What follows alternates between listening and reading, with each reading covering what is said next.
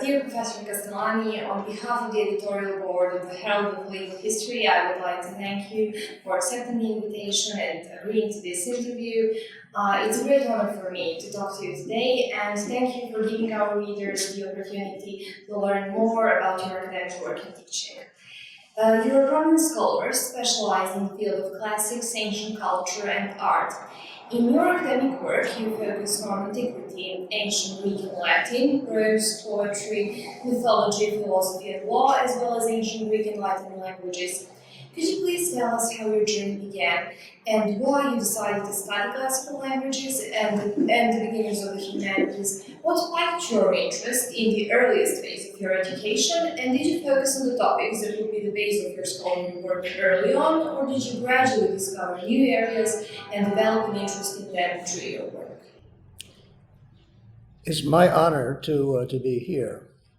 The story of my classics immersion began when I was 13 years old. First year in a Jesuit high school in Brooklyn, where I was born and grew up. And I had a teacher. He was a Jesuit scholastic, not a priest, but on his way to priesthood, who taught English and Latin to one of the honors classes at Brooklyn Prep.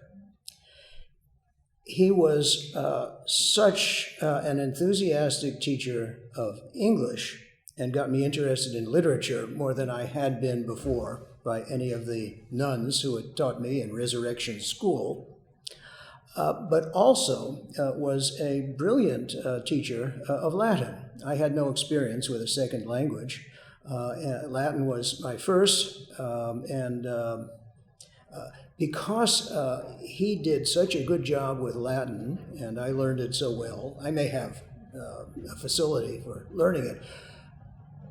He persuaded me and almost all of his class who had the option of taking either the Greek honors or the science honors path for our second, third, and fourth years in high school to take the Greek one. So I started Greek when I was 14 in my second year of high school, and I've never stopped Latin or Greek in the meantime. I have taught both, although there's much more call for Latin these days. Because we were going in the Latin to reach the Aeneid of Virgil in the fourth year. And in the Greek, we were going to read, in its third year, we were going to read some of the Odyssey. I became interested in the epics of both languages and studied them further when I went to Fordham University in the Bronx, another part of New York City, and was a double major in Greek and Latin. Now, as it turned out, my honors thesis for Fordham was on Plato. Plato's use of humor in the Gorgias and Protagoras. I had wonderful teachers in high school through all 4 years of Latin and 3 of Greek, and wonderful teachers at Fordham. There are some, there's Herbert Musarillo, a Jesuit priest, was one of the greatest people and greatest teachers I have ever met and have ever enjoyed working with. He and several others at Fordham, but Mr. McFadden and several at Brooklyn Prep inspired me to continue through classics as far as I could go.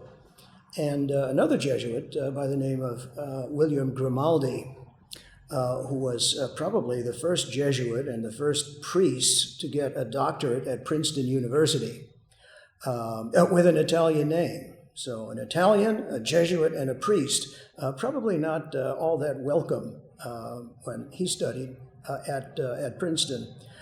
So impressed them that his recommendation was as good as gold in getting me into Princeton, where I got a dissertation on Euripides, and was very well broadly trained in classics. My special topics and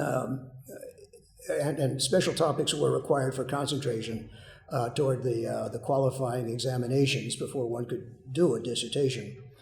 My special topics were in comedy, the plays of Terence, the Roman, tragedy, Euripides, my dissertation man, and Roman law. And so I began the study of Roman law as a graduate student in classics under the instruction of one of the most brilliant lecturers I've ever encountered, a man named Frank Bourne, who gave big lecture classes to all of those Princeton undergraduates who thought they were going to become lawyers.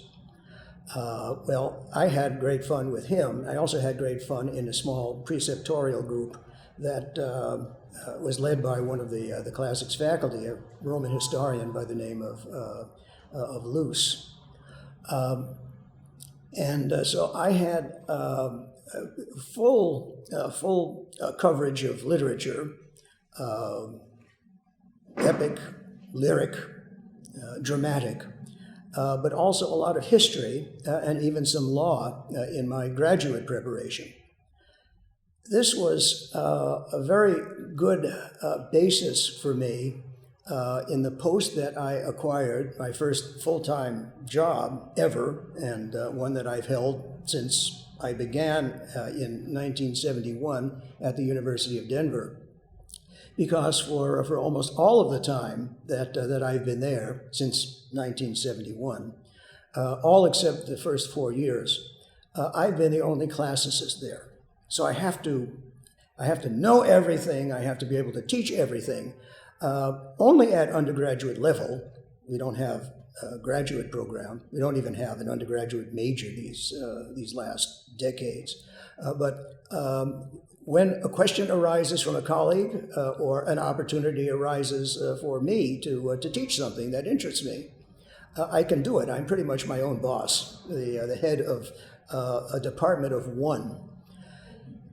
I became very interested in both epic and tragedy, comedy as well, but those two, epic and tragedy, are my strongest suits. Early on, as an undergraduate, through graduate school and through my teaching, I pretty much had to invent a curriculum of classics and translation in the 1970s, my first years at the University of Denver. And I explored. I learned a great deal more than I had known about the Homeric epics and got deeper and deeper into Euripides. Tragedy and epic and tragedy have been my bread and butter as a scholar. But I have diversified, and it was necessary for me to diversify. Not all students want or want only what I was prepared to teach. Mythology is a very popular subject in the United States, and pretty early on I learned to teach a mythology course that would appeal to large numbers of students. Of all the courses in the department to which I belong, the mythology one enrolls by far the most students, even though it's offered every year in the spring and also in our summer session. And I've enjoyed mythology. In fact, it's the intersection between what we call mythology, but it's actually stories of ancient Greek religion. The Greeks actually believed in those gods. It's hard for us to do so. It's impossible for us to do so. It's difficult for us to put ourselves in their place. But unless you understand those gods, you can't understand the epics. You can't understand the tragedy. You can't even understand the Greek comedy, at least, although the Roman comedy is pretty secular.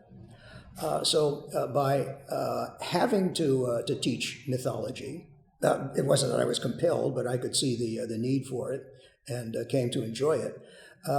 I appreciated the plays and the epic poems better than I had done before, because there's a kind of cross current between tragedy. A lot of what we understand about the gods we have from the tragic plays, but about the tragic plays, unless you know something more about the gods than the plays themselves include, you can't understand what's going on with Apollo and Athena and all of those people.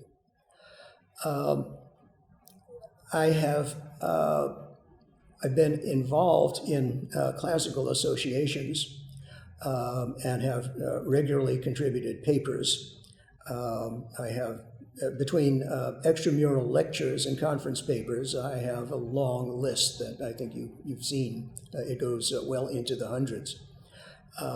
I enjoy making my work public and taking my show on the road, since with only undergraduate students and no advanced students, even at undergraduate level, to do anything important, I have to go to a conference among other scholars, or to offer to lecture elsewhere. And I've lectured now in 25 countries abroad. Spain was my 25th. Just last week I finally lectured in Spain, although I'd been to conferences there. And here I am. I am near retirement, but I am reluctant to retire. I'm in fact going to retire over the next couple of years because I enjoy doing what I do too much. I will probably continue to be a scholar, and as an emeritus, will continue to participate in scholarly conferences and writing. But it's time, I guess, to slow down after 51 years at the University of Denver. This is my 51st year, and my 53rd will be my last.